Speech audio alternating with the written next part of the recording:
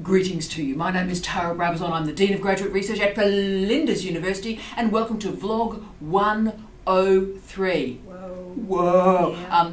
We're dealing with professional development for PhD students. This is big, this is huge, this is important. And I've got a wonderful friend and a wonderful guest to join me today to really talk about something extraordinary. What we're about to introduce at Flinders University is international best practice for professional development. You are not going to believe what we're going to talk about today, but the wonderful Dr Dani Milos is with me. She runs everything basically in this office. You do. You run all our professional development programs. You often see Dani in our induction programs. You see her through milestones, all sorts of what I call the value add of what we do in the Office of Graduate Research comes from this amazing woman's brain.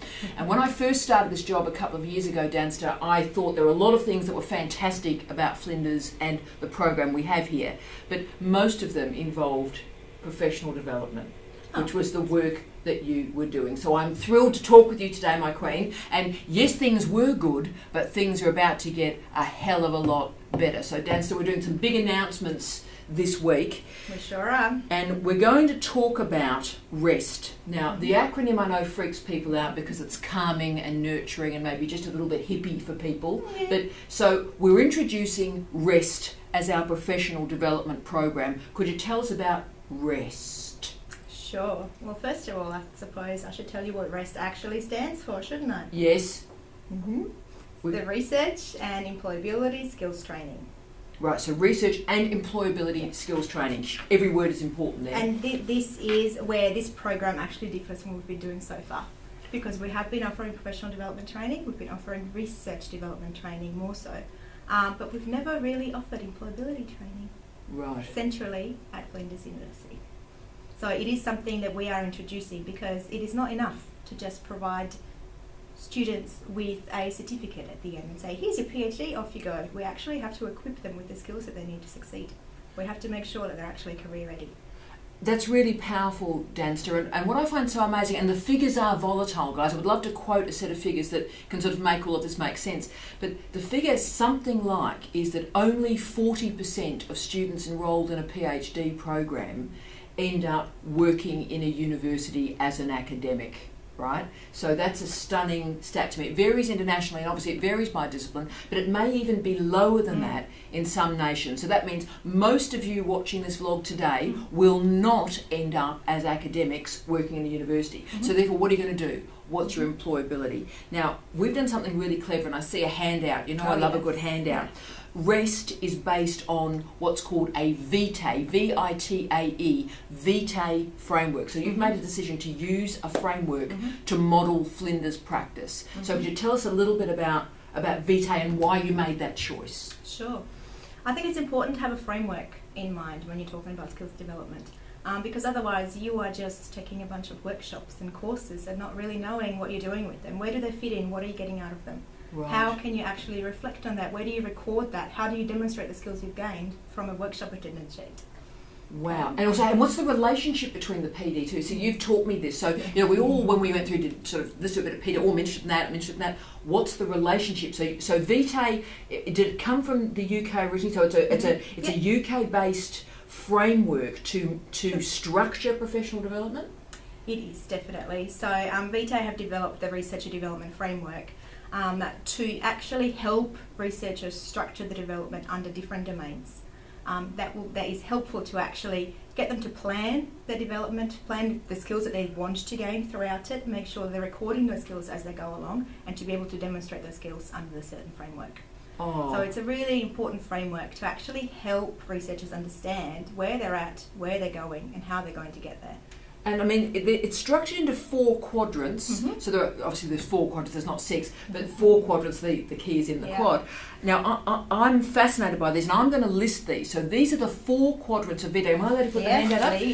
So here's the one we prepared earlier. So they're the 4 quadrants, and I'm going to list them because I am stunned at this. So remember, this is how we're structuring professional development and structuring how you think about your career and what you might be lacking, right? So the 4 quadrants in REST and indeed in VITAE are knowledge and intellectual abilities, so one would imagine mainly disciplinary expertise, research methods and so forth, personal effectiveness, so the personal skills you need to get on with life and face the table.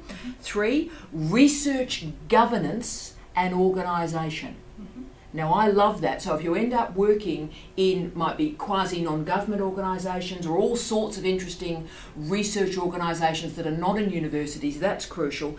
And the last one, I mean this is just the brains trust this, engagement, influence and impact. So there are the 3 big words on the planet right now: engagement, influence and impact. So everything you need to do a CV, present yourself in an interview is structured for you in Vitae. So what's the value of this structure for our students, do you think?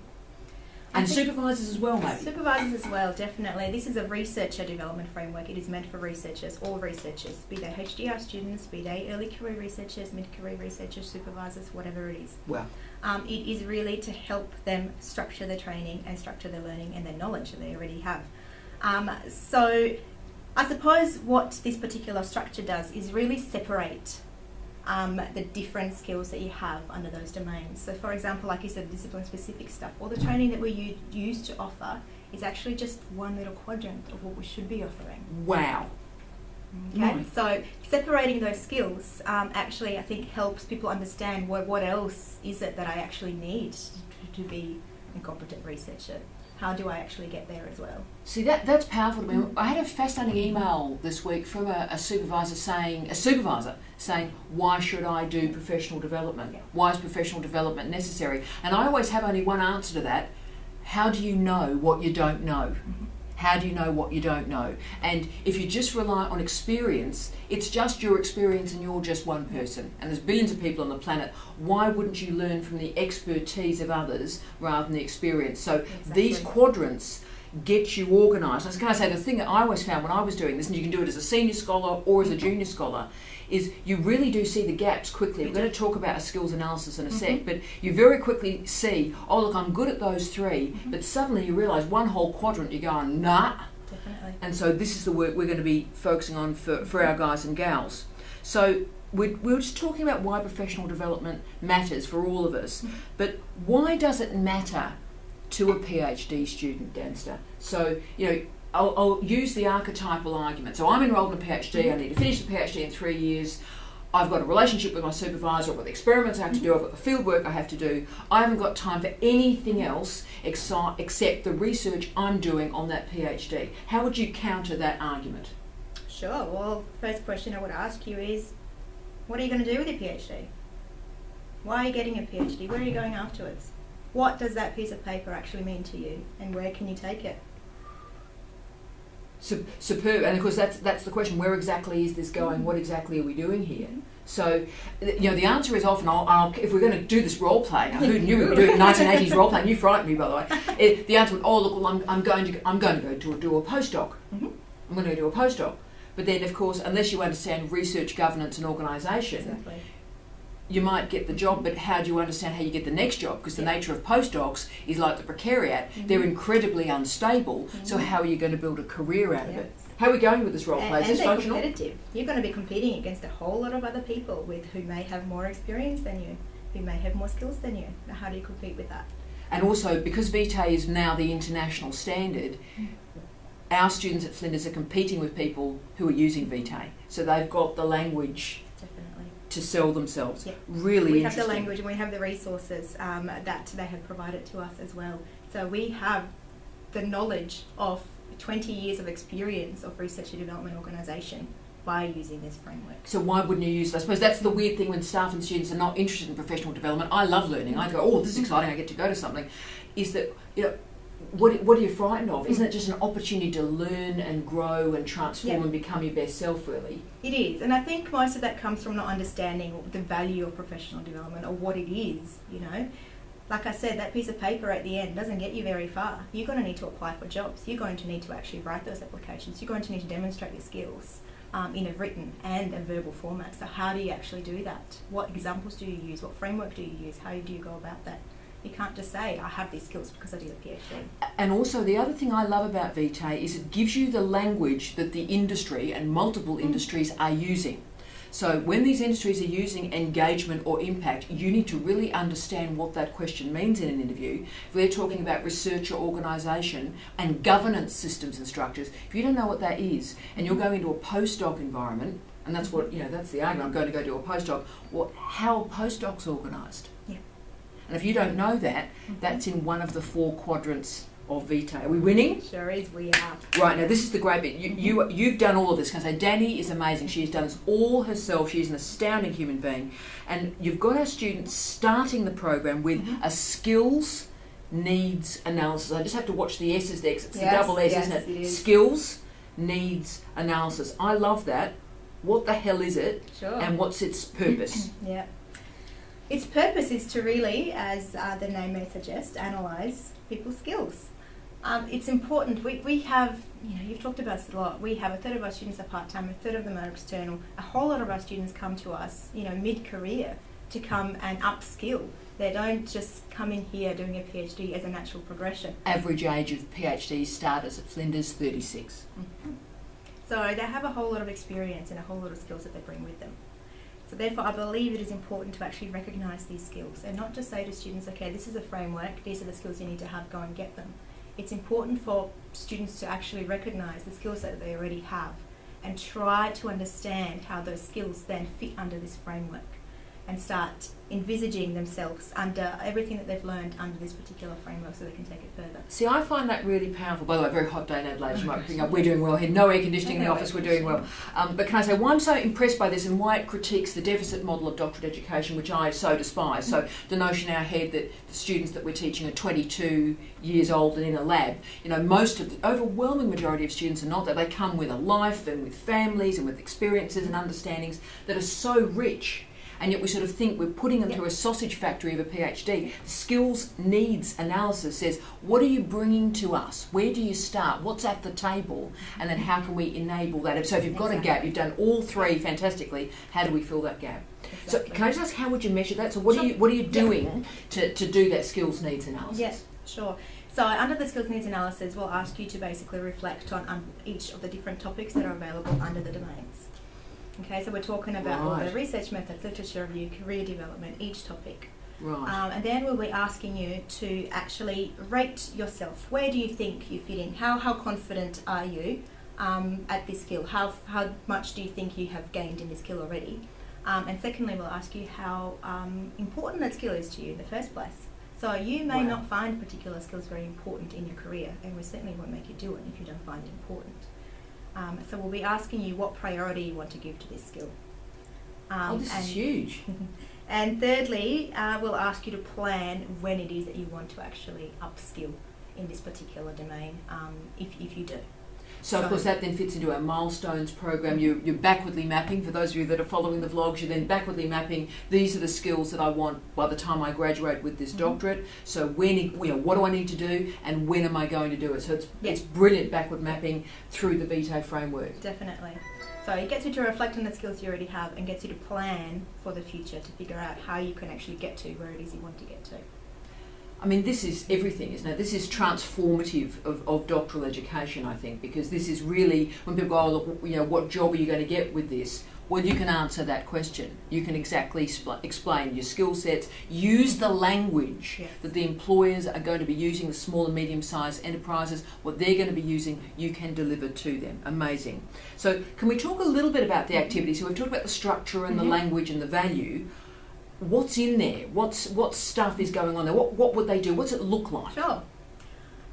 What is in there is absolutely everything that is available to students at Flinders University. So we're starting off, well, first of all, we're starting off with your fabulous vlogs because there is so much content in there. We've done over 100 vlogs. It's a lot of time and effort and a lot of content in these, and very, very rich. So we're starting off with those.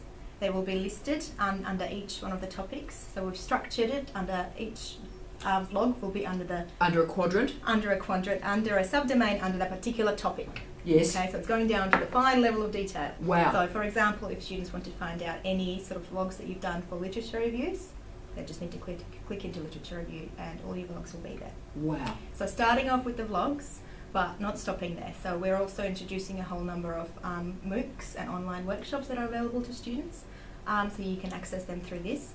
as well as any sort of further resources that are available at Flinders University, and links to workshops. So when I say workshops, I don't mean workshops that are just run by us. I mean workshops that are available across the university. Oh, from huge. all the other centres, from the Horizon Award, from the colleges, from the computer guides. Every workshop that is available to HDR students will be under the topic. And can I say, this was a major issue that I think Jess, particularly Hi Jess, was so worried about last year, where she said, look, all these great things are happening all over the campus, and yet we don't know about them. So I'm down at Flinders Medical and I don't know what's happening in bio, or I don't know what's happening in nanotech. So actually being able to say, look, this material is available, and also we're trying to data capture it as well, so our guys and gals outside of Adelaide can also access it well. So it's that accessibility that's crucial. Yes, definitely. Fantastic. And we want to really fill a void with this workshop. So we're not going to be running workshops just because we've done so in the past. What I really want to do with this year is see what's available to us online. What do you get out of the vlogs? What do you get out of the podcasts? What do you get out of the MOOCs? And then what you don't get from that, and how we can actually fill that gap. So what else do you need from the workshops? We don't want to provide the generic workshops to you guys anymore. We want to actually sit down and go through the specific details that you need to actually go further with this skill.